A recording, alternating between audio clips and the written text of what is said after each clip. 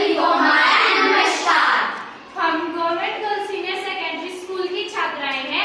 आज हम आपको सरकार द्वारा चलाई गई एक योजना विकसित भारत ग्रिडथॉन के 2025 के ऊपर हमने एक मॉडल तैयार किया है, इनोवेटिव मॉडल। और इस मॉडल का नाम है 5R कॉन्सेप्ट, जो कि है refuse, reduce, reuse, repurpose and recycle. तो अब हम आपको इनके बारे में ही बताएंगे। पहला नियम है रिफ्यूज। रिफ्यूज होता है प्लास्टिक का इस्तेमाल करने से बचना, क्योंकि प्लास्टिक हमारे पर्यावरण को प्रदूषित करता है। इसी के लिए हम एक उदाहरण करते हैं। जैसे हम बाजार में जाते हैं तो वहाँ हमें शॉपकीपर प्लास्टिक की थैली में सामान डालकर देता है। इससे हमें सामान नहीं लेना चाहिए, क्योंकि प्लास्टिक हमारे पर्यावरण के लिए प्रदूषित करता है। इसलिए ऐसे हम रिफ्यूज कहते हैं। दूसरा नियम यूज्ड। यूज्ड का मतलब है प्लास्टिक का कम से कम उपयोग करना। जैसे कि हम बाजार जाते हैं तो हम प्लास्टिक की थैलियों का यूज करते हैं। हमें प्लास्टिक की थैलियों का यूज नहीं करना है।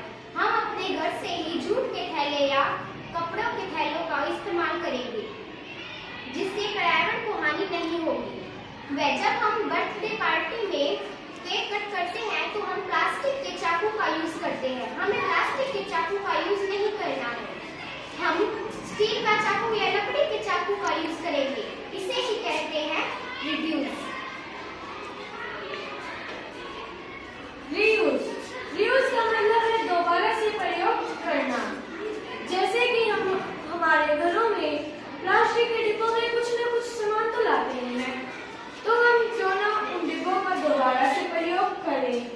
तो उन्हें दोबारा से प्रयोग करने के लिए उन डिब्बों में दवाइयाँ, बटन या कलर्स, कुछ भी इस्तेमाल करने लायक चीज रख सकते हैं, और इसे हम अपना रीयूज कहते हैं।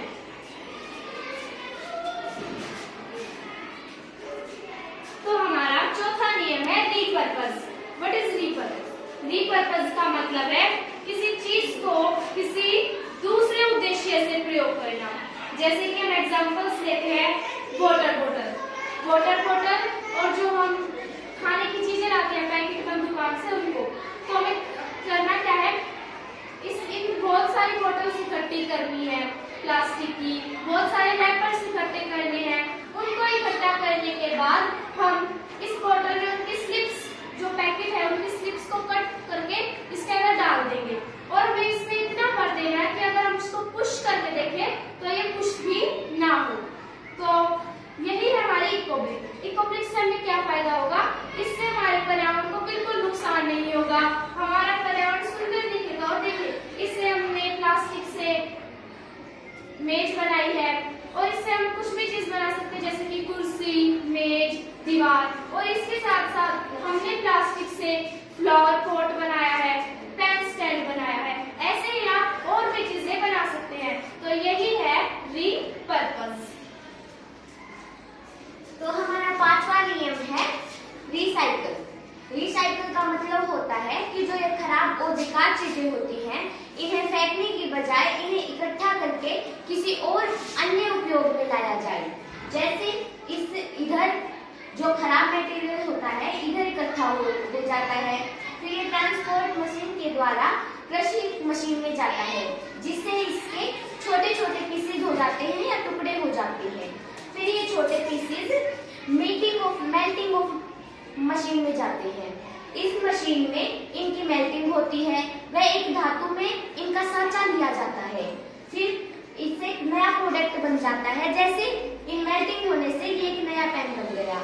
यही है हमारा रिसाइकल। 5R कॉन्सेप्ट के प्रयोग से हम अपने पर्यावरण को प्रदूषित होने से बचा सकते हैं और सुंदर बना सकते हैं।